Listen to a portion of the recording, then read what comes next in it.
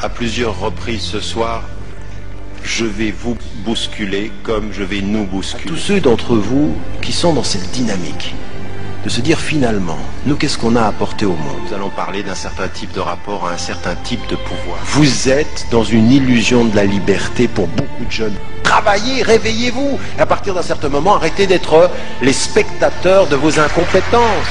Moi, je n'hésite absolument pas à dire qu'entre ce qui se passe en Europe, aux États-Unis et même ce qui se passe dans un certain nombre de pays musulmans, il y a quelque chose qui est d'ordre de la révolution silencieuse. Un certain type de travail qu'on doit faire sur son cœur et qui finalement a des effets sur la conscience et sur l'intelligence.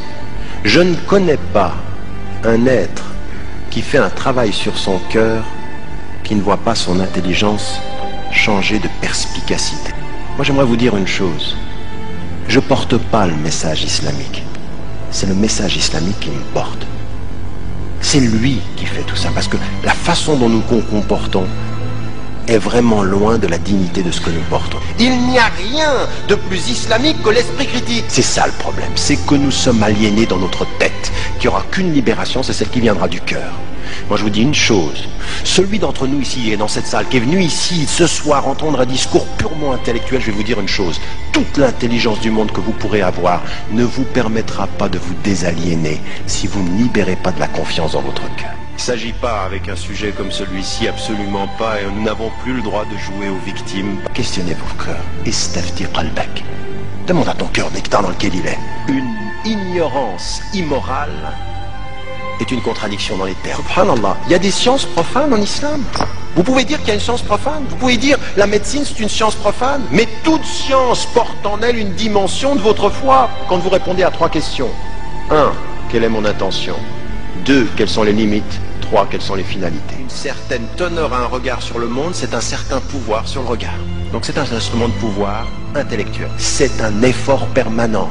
Un effort. Jihad al-nafs, jihad al-aql, jihad al-hurriya, c'est ça qu'on est, c'est pourquoi on dit. Et le djihad et l'ilm aussi, c'est vraiment l'effort du savoir. C'est-à-dire que la demande de la science est une obligation pour le musulman et la musulmane, c'est parce que la science est le fondement de l'éthique. Moi j'ai eu des parents, on a vécu en exil. J'ai vu, je vous le dis, rahimahumullah, j'ai vu de ma famille des gens qui pleuraient dans l'exil, qui étaient loin de leur pays. Vous êtes ici chez vous, vous avez vos racines là, bah, travaillez. Il y a en connaissance là un certain nombre de choses dont on ne doit pas s'étonner qu'elles soient ce qu'elles sont. Je suis désolé, nous sommes aujourd'hui en train de produire des petits bourgeois musulmans qui se regardent et qui se disent un jour, Inch'Allah. Mais moi je veux pas d'applaudissements, je veux simplement que vous compreniez une chose pour la sœur. Oui, il faut commencer à étudier, mais en même temps qu'on étudie l'islam, on étudie à l'université, puis on fait les deux, puis l'université nous pose des questions, on retourne à l'islam, et de l'islam on revient aux études. N'arrête pas de faire ça. Moi j'ai fait de la philosophie, Nietzsche disait ça, qu'est-ce que dit l'islam? Et l'islam qu'est-ce qu'il dit? Et je me bats. Puis à un moment donné, ben, vous faites la paix avec vous-même et puis vous avancez. Mais ne dites pas, d'abord l'islam, puis un jour on verra. Non, il faut travailler les deux ensemble et les deux se nourrissent. Eh bien vous pouvez le faire. Rien ne vous en empêche dans ce pays-là. Rien. Personne n'est dans votre chambre, personne n'est à côté de votre lit, personne ne voit ce que vous faites le matin ou pendant la nuit, si ce n'est Allah. La ilaha illahu. Et puis c'est tout. Puis maintenant il faut s'y mettre. Moi c'est le conseil que j'ai à donner aux jeunes. C'est quand on sait qu'on devient moral. Ibn Hanbal, il cherchait un homme d'une certaine compétence, il voulait quelqu'un de compétent. On lui a dit, cet homme-là il est fasiq, c'est-à-dire il est pervers. Il a dit, sa compétence est à nous, sa perversité c'est à lui. Ceux qui transforment l'histoire, ce ne sont pas ceux qui rêvent l'avenir, c'est ceux qui sont lucides par rapport au présent. On est là vraiment, on est à la croisée des chemins. On est à la croisée des chemins, ça veut dire qu'on est là pour construire une conscience qui va changer ça, qui va nous changer nous. C'est-à-dire la capacité de regarder la télévision exactement comme le prophète ﷺ pouvait regarder le monde. L'islam prend le bien d'où qu'il vienne. Et quand vous avez des gens qui vous expliquent comment on utilise un outil, comment on maîtrise l'intelligence, vous devez maîtriser. Talabul ilm, c'est ça que ça veut dire. Qui que tu sois, Dieu t'a fait, ce que tu fais c'est à moi.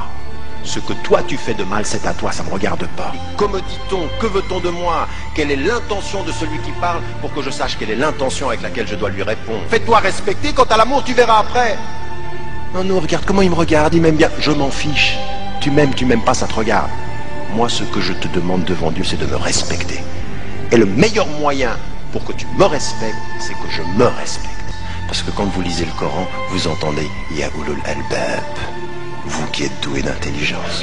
Il faut lire, vous avez plein de livres, sortez ici, il y a plein de livres écrits par plein de gens, vous êtes francophone, il y a énormément de livres, un temps il n'y en avait pas. Vous êtes sommés, au nom de ce que vous êtes, croyant musulman ou simplement être de conscience, vous êtes ce que vous voulez être, mais vous êtes sommés d'apporter au monde quelque chose qui le change. Souvent on dit aux musulmans, Dieu ne demande pas à quelqu'un plus que ce qu'il peut porter. Mais j'aimerais vous dire une chose, c'est le contraire qu'il faut comprendre. Si tu peux porter ce que tu peux porter et que tu ne le portes pas, attends-toi au pire. À partir d'un certain moment, vous ne pouvez pas faire face à autant de pression, d'images, de symboles, d'aliénation intellectuelle si vous n'avez pas un processus de libération du cœur. À un moment donné, il faut rentrer à l'intérieur. À un moment donné, il faut éteindre la télévision. À un moment donné, il faut laisser tout ça. Il faut rentrer à l'intérieur puis faire un travail sur soi pour développer une lucidité, essayer de comprendre comment ça se passe. Einstein peut dire « Dieu n'est pas », mais l'intelligence d'Einstein, pour vous, c'est Dieu qui l'a faite. Lui dit « Dieu n'est pas », et vous vous dites « Mais Dieu t'a fait ». Tu ne le sais pas, mais nous on le sait. Nous ne sommes pas des spectateurs du monde. Qui que tu sois, homme ou femme, si tu n'es pas sur cette terre pour te changer et la changer, tu es inutile, et pour tes frères et tes sœurs, et pour l'humanité, et devant Dieu. C'est marqué, Dieu est mort, signé Nietzsche. L'autre il vient après, il dit, Nietzsche est mort, signé Dieu. On n'est pas avec Dieu dans l'ignorance, on est avec Dieu en perspicacité. Si vous ne deviez pas utiliser tout ce qui a été produit par des non-musulmans, on serait où là maintenant? Enlevez les lumières, n'utilisez plus le computer? Vous avez des computers islamiques et des computers koffars ou c'est quoi ça? Qui que vous soyez d'ailleurs, quel que soit votre degré de spiritualité, et plus la spiritualité augmente, plus cette responsabilité est lourde. C'est ça qui est étonnant. Plus on est léger avec les hommes, plus alors à ce moment-là, il nous fait comprendre que les choses sont lourdes sur nos épaules. Si vous discutez avec quelqu'un et qu'il a une bonne idée, cette idée elle est à vous. C'est effectivement la difficulté que vous avez avec les musulmans d'avoir un esprit critique. Ce qui est bon est à nous. C'est le patrimoine de l'universel créé. Aussi maintenant à donner une certaine image du modèle du bien-être. Être bien en apparence et être mal dans le fond, c'est jamais ce qu'Allah demande. Allah il demande d'être bien dans le fond, quant à l'apparence on verra. Ça vient tout seul.